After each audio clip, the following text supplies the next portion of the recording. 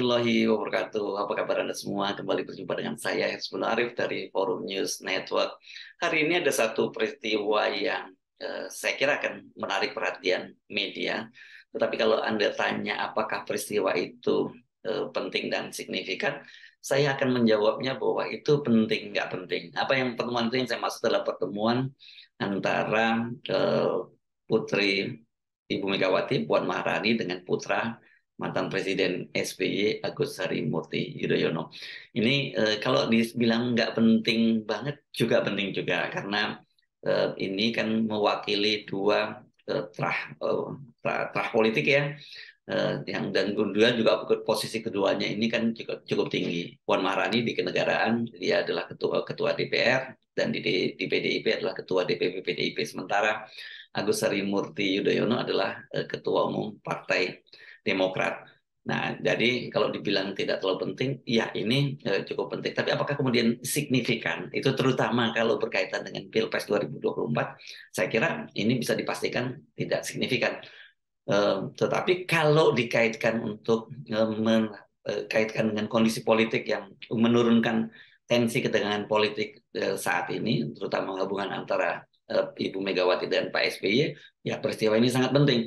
Tetapi justru kita dari pertemuan ini kita bisa mendapat satu konfirmasi bahwa peluang Ganjar untuk memenangkan Pilpres 2024 itu semakin berat.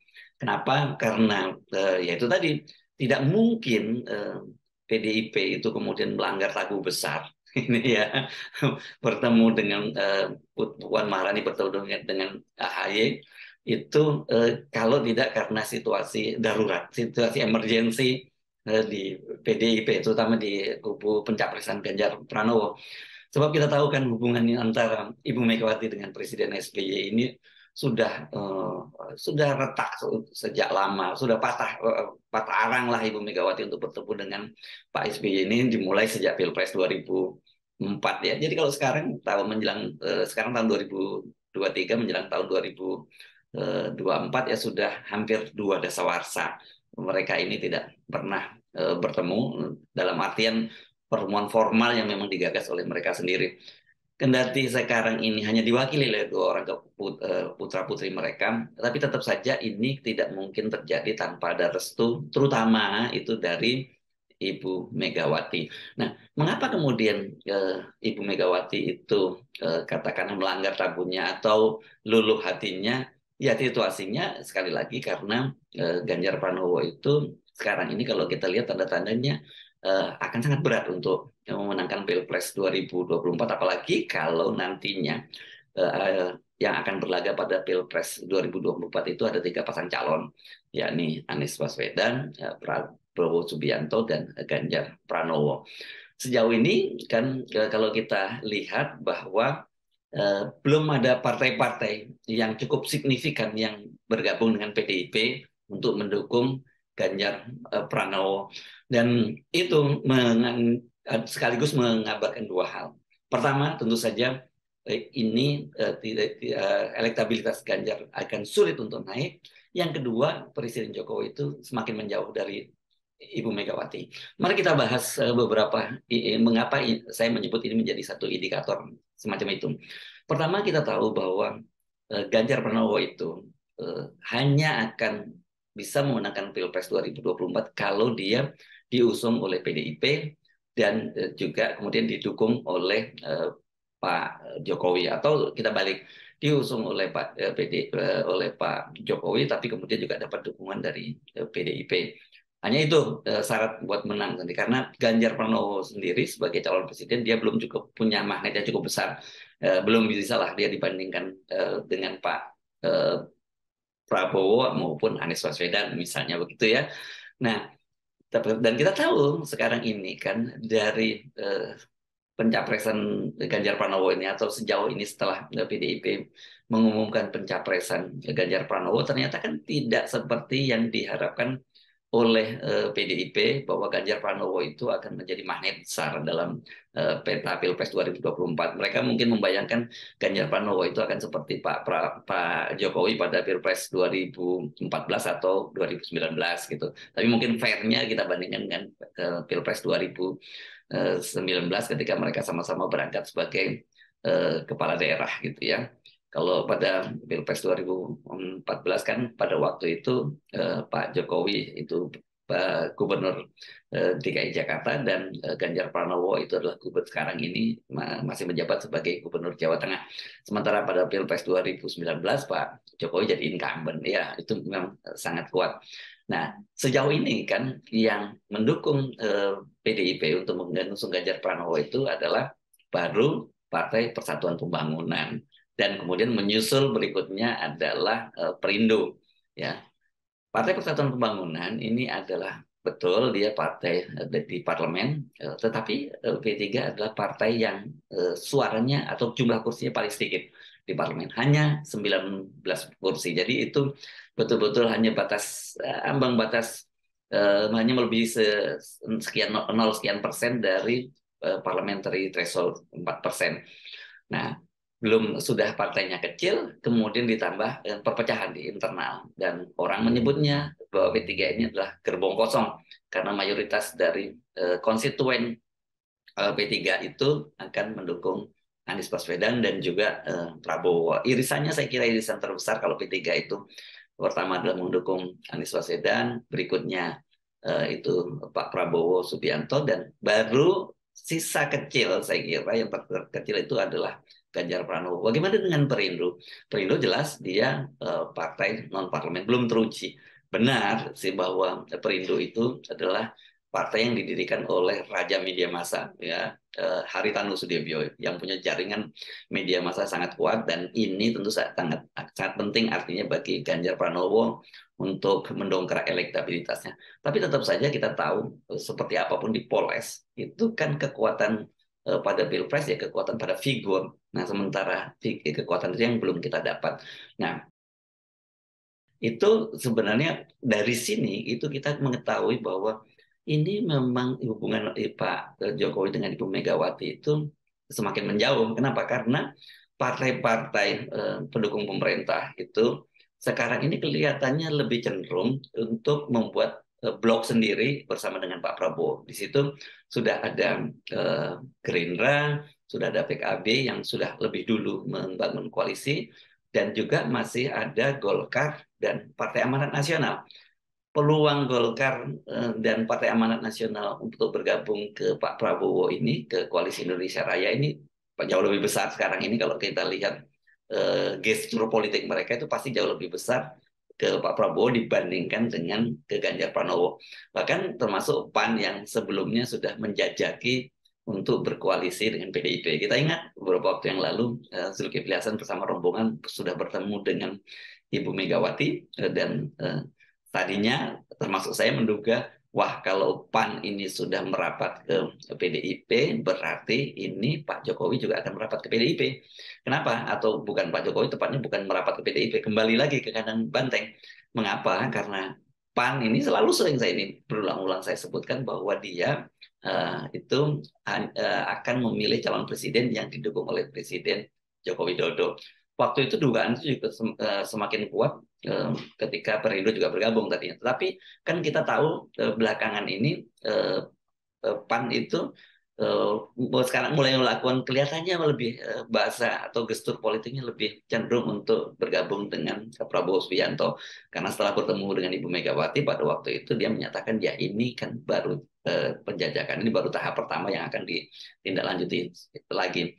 PDIP saya kira juga sulit berharap dengan Golkar ya, karena bagaimanapun juga tawaran Golkar ini pasti cukup mahal, karena dia akan minta kalau dia bergabung dengan PDIP mengusung Ganjar ya Airlangga Hartarto harus jadi calon wakil presiden. Tuntutan yang sama juga sebenarnya ditujukan kepada Pak Prabowo Subianto.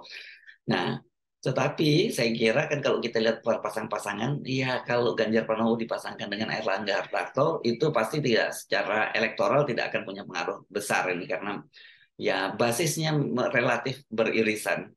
Hal yang sama sebenarnya juga terjadi ketika dipasangkan dengan Pak Prabowo, tapi agak berbeda dengan Pak Prabowo, meskipun Pak Prabowo ini latar belakangnya adalah seorang militer, seorang nasionalis gitu, dan dari sisi agama juga dia sebenarnya bukan kan sebenarnya masuk kategori juga Islam abangan, tetapi kan kita tahu bahwa Pak Prabowo ini cukup punya kedekatan dengan kalangan pemilih Islam. Jadi kalau dia digabungkan dengan Pak Erlangga masih relatif lebih melengkapi dibandingkan ketika Pak Erlangga Hartarto itu berpasangan dengan Ganjar Pranowo. Jadi potensinya menurut saya untuk bergabung akhirnya ke Golkar pasti akan lebih kuat bergabung ke Pak Prabowo, dan sinyal-sinyal itu kita lihat ya belakangan ini. Nah, memang ada kerumitan-kerumitan di Pak Prabowo Subianto ini, terutama di sandera siapa yang akan menjadi calon wakil presidennya. Mengapa? Karena semua partai politik yang sekarang ini mencoba bergabung dengan Gerindra itu kan punya hajat untuk menempatkan kader masing-masing menjadi calon wakil presidennya. PKB jelas menginginkan sejak awal, ketika ini kan PKB partai A yang paling awal berkoalisi dengan Gerindra, sejak awal dia menyatakan bahwa Muhaimin itu Muhaimin sebagai calon wakil presiden itu harga mati. Nah, begitu juga dengan Pak Erlangga, pasti dia juga menginginkan itu. Bahkan ada fungsionaris keluar yang menyatakan bahwa ya Golkar ini menurunkanlah tawarannya, karena walaupun amanat dari Munas mereka itu bahwa Pak Erlangga Hartarto calon presiden, tapi bisa diturunkanlah menjadi calon wakil presiden. Sementara yang cukup unik itu adalah posisinya PAN. PAN ini dia terbuka opsinya untuk bergabung dengan PDIP mengusung Ganjar Pranowo, ataupun dengan Koalisi Indonesia Raya bergabung dengan Pak Prabowo, dengan syarat bahwa calon wakil presidennya adalah Erick Thohir, bukan Zulkifli Hasan. Itu yang saya sebut unik, karena biasanya kan semua partai itu lebih mendorong kadernya, tapi pada kasus PAN itu tidak, dia pokoknya siapapun calon presidennya, calon wakil presidennya harus Erick Thohir. Saya kira ini kan berkaitan dengan investasi yang cukup besar di PAN, dan sehingga mau tidak mau PAN harus mendukung Erick Thohir. Nah, ini petanya semacam itu. Nah, kenapa kemudian ini bisa menjadi indikator bahwa hubungan Pak Jokowi itu semakin menjauh dengan Ibu Megawati, dan peluang Ganjar Pranowo juga semakin berat?